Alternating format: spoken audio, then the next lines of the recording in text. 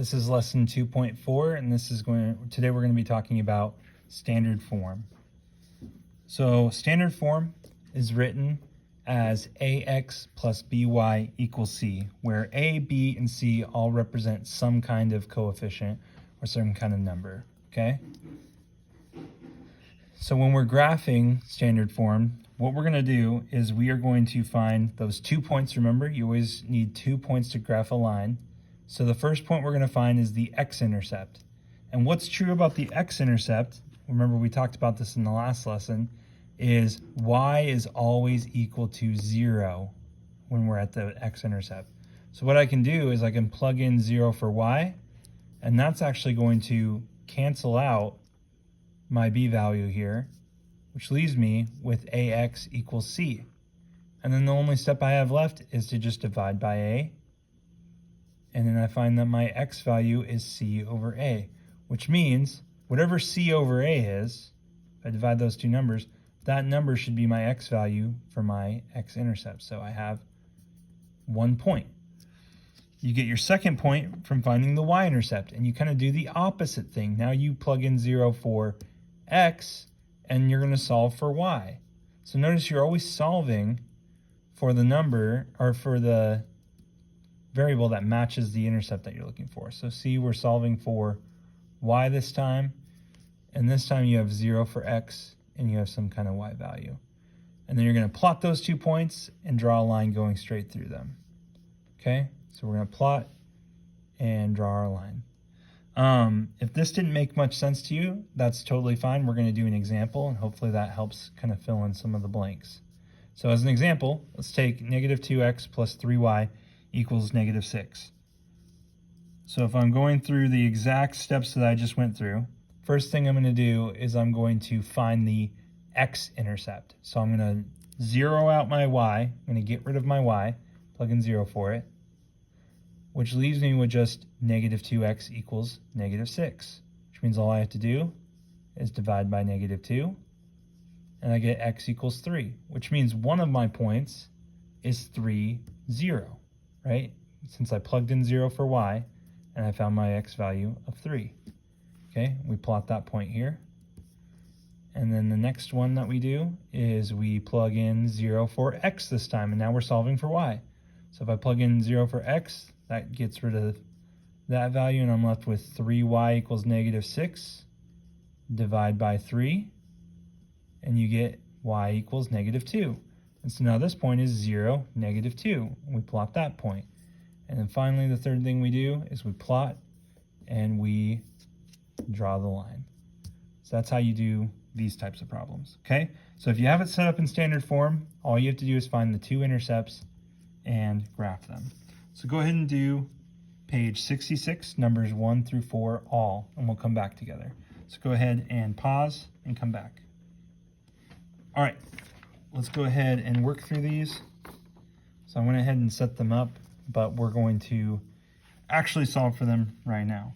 So first off, for number 1, I need to find the x-intercept, and what's true about the x-intercept is y is always equal to 0, so I'm going to zero out the y here.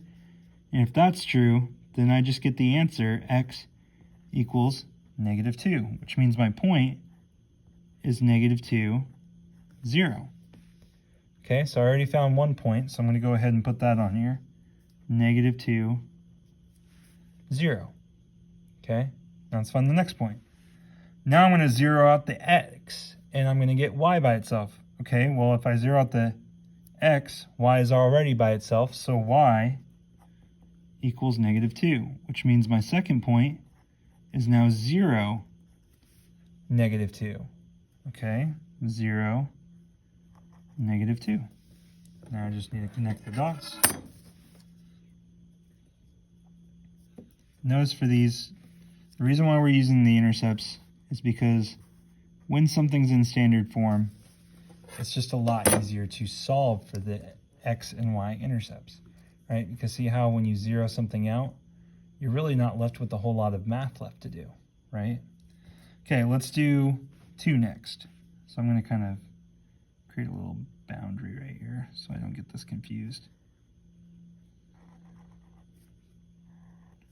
Okay, So let's find x-intercept for this one. So x-intercept says that this is going to be 0, so I have 2 times 0, which is 0. So this is negative 1/2 x plus 0 equals 6, which calculates to negative 1/2 x equals 6. To get rid of this negative 1/2, I need to multiply both sides by negative 2. That's going to cancel these out, leaving me with x equals negative 12, which means I have the point negative 12, 0. Okay, so negative 12, negative 12 is a pretty big number, so maybe we need to change the degree of what we're going up by. So maybe I need to change this to going up by negative 3s. There, now it fits a lot better. So I get negative 12, 0. And just for argument's sake, let's have this one go up by the same. That way it looks consistent, okay? So now I get 0. We need to zero out the x value this time. So it's 0 plus 2y equals 6, which leaves me with 2y equals 6. Divide by 2, divide by 2. Y equals 3, which means I have the point 0, 3. Okay, put that on here, 0, 3. Take my ruler, connect those lines, or connect those dots. Okay, that's number 2. Let's move on to number 3. So number 3, we're going to hit a bit of a snag here. If you got confused, that's a good sign. It means you probably hit something kind of weird. So let's try and find the x-intercept first. So when we find the x-intercept, we put in 0 for the y, and this is what we get. Negative 2/3 x equals 0. Well, here's the deal. The only thing I can plug in for x here, in fact, if you multiply by negative 3/2 on both sides, you'll learn that you just get x equals 0. So if that's the case, then my x-intercept for this one is 0, 0. And here's the snag that you run into. If you were to find the y-intercept and you were to plug in 0 for x here, you would find that y also equals 0, which gives you the same exact point.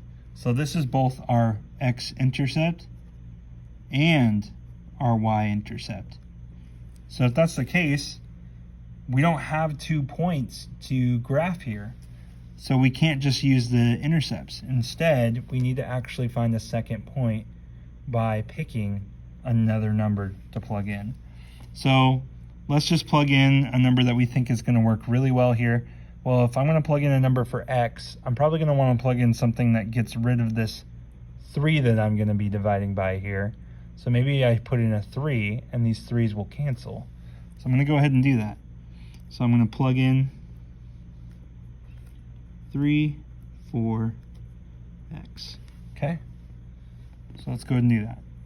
Negative 2/3 times 3 plus y equals 0.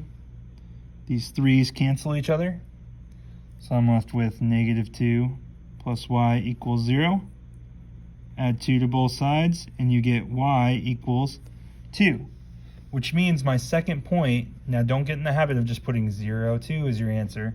Note that you plugged in 3 and got 2. So your point should not be 0, 2, it should be 3, 2. Okay? So there's your second point. So let's go ahead and plot that. 1, 2, 3, 1, 2.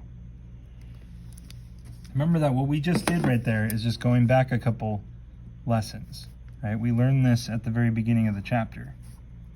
Going back to just plugging into a table and finding the points. Okay? Now let's do number 4. Number 4, same deal. I'm going to plug in 0 for y. That's going to give me 2x equals 5. Divide by 2, divide by 2. X equals 5 halves. Another way that you can write 5 halves, which I would suggest this, is you're going to get the decimal 2.5, which means you're going to get the point 2.50. The reason why I changed it to a decimal is because decimals are a lot easier to plot.